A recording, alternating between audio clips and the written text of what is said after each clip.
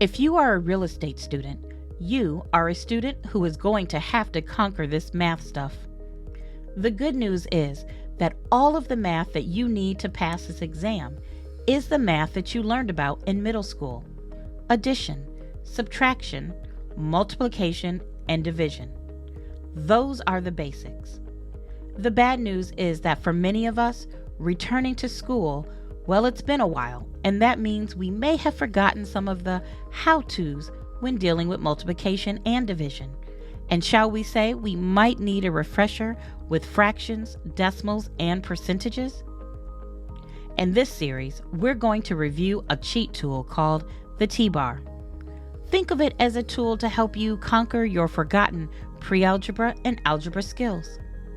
It's a tool for those who may need a little bit of help in getting to a correct answer in math. As a teacher, I like to think students fall into two camps when it comes to math. The first group is students who look at any math problem, look at all the numbers, recognize what they are, what they should do with them, and how to do it.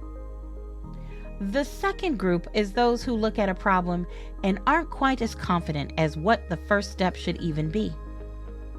The T-bar is for group number 2 or anybody close to group number 2. Using a T-bar will help you take the first steps, lead you through the next steps, and if used correctly, help you come up with the right answer without having to memorize dozens of math formulas. A T-bar looks like a T, but this T-bar tells you when to multiply and when to divide, and most importantly, it tells you which numbers to do that with. Whenever you have a problem that can be solved with a T-bar, which is about 80% of all the math problems that you will face in real estate class, you are going to be given two numbers, which will allow you to find the third. When finding a T-bar, if you're given two numbers that go on the bottom, you're going to multiply. And if you are given two numbers that go on the top and the bottom, you are going to divide. Let's try a T-bar with a very simple math problem.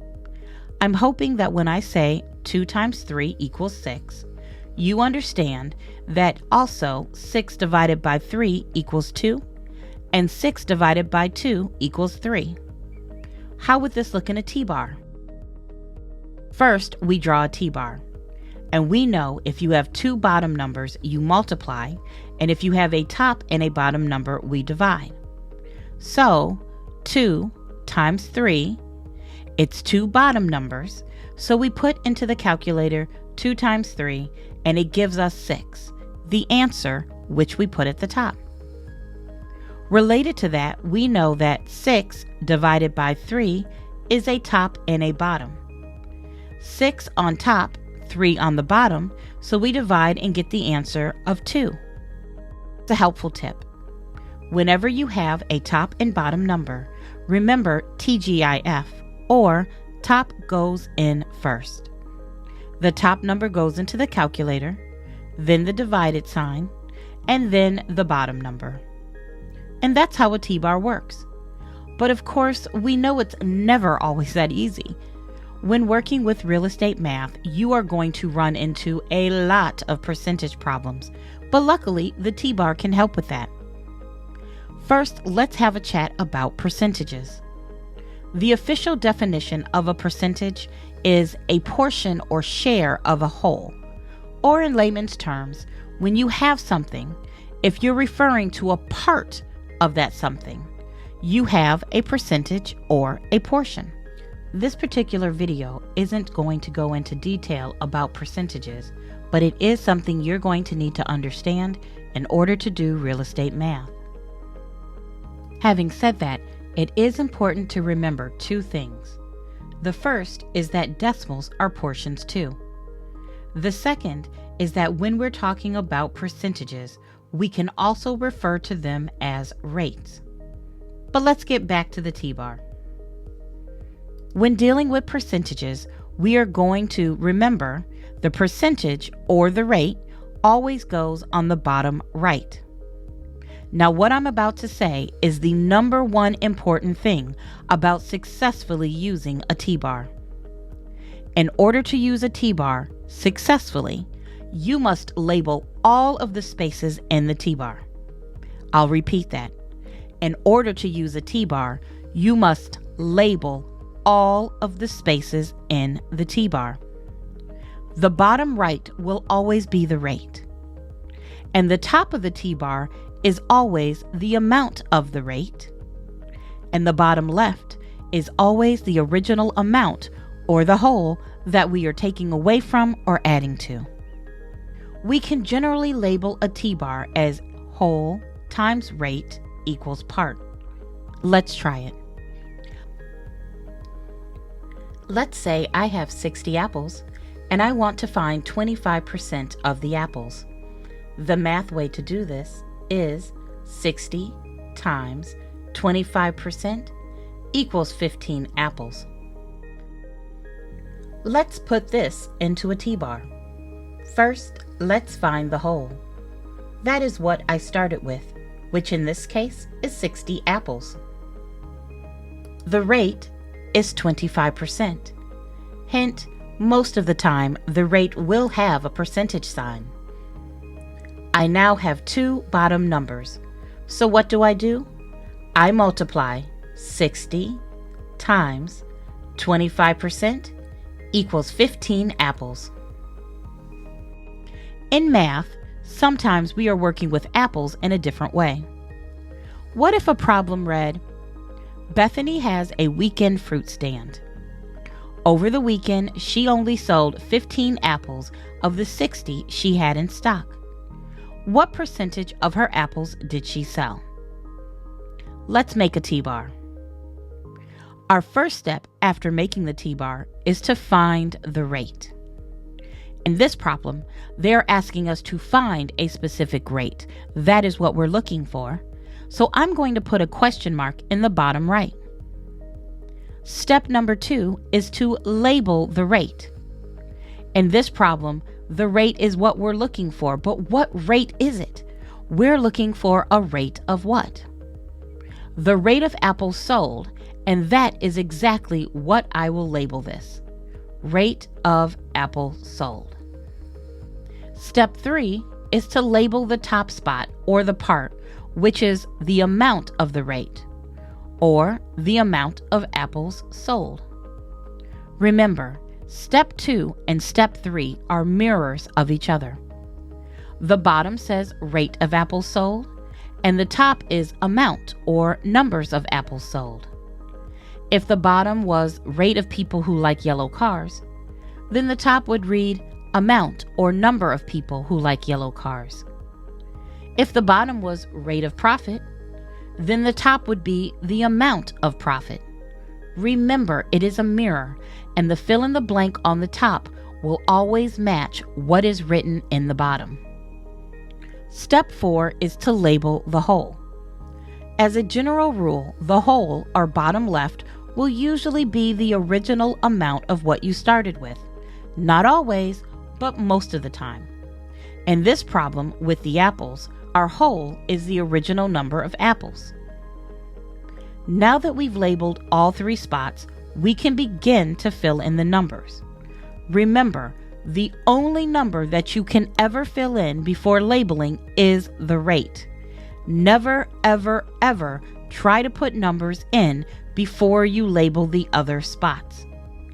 50% of the time, when a student gets a T-bar problem wrong, the student tried to put in a number before labeling. Don't be that student. The only number you can enter into a T-bar without labeling is that initial rate. The first number we come to in the problem is 15, and we have to decide if that number belongs in the T-bar. Because remember, not every number that you are given in a math problem automatically goes into the T-bar.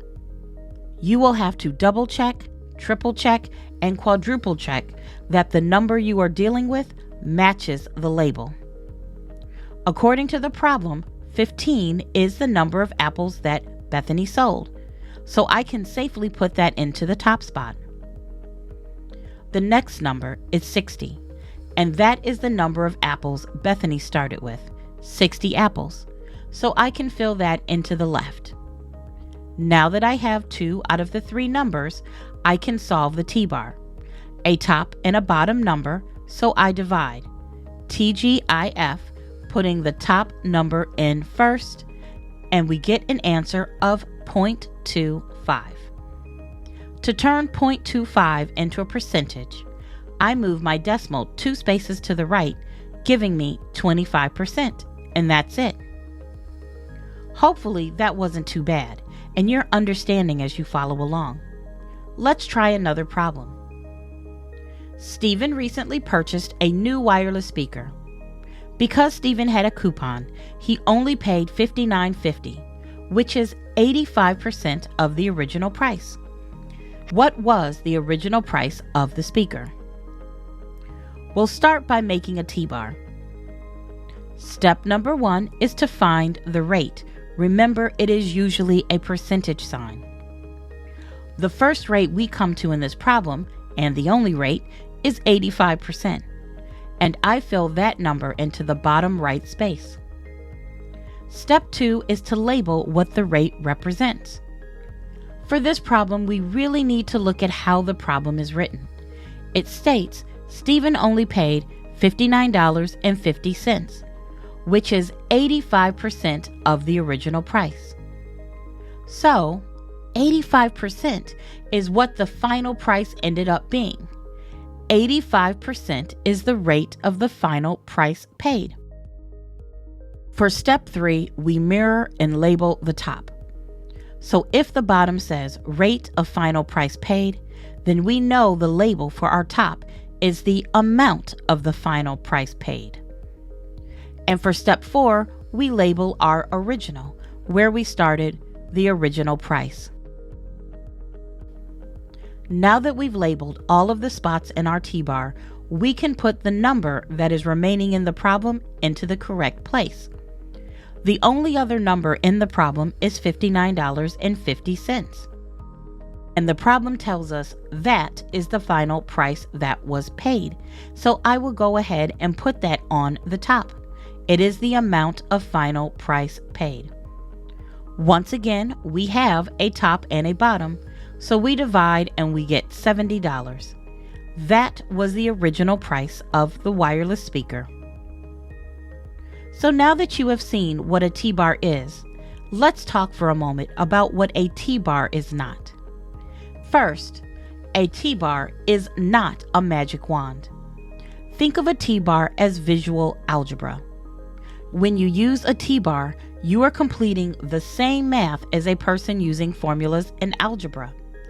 A T-bar just helps you to organize and understand your numbers.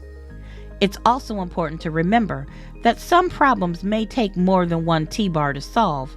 The T-bars just help you organize.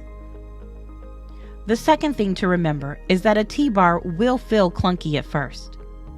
Just like with everything else in life, the more you practice using the T-bar, the easier it will be to use it and to label your spots.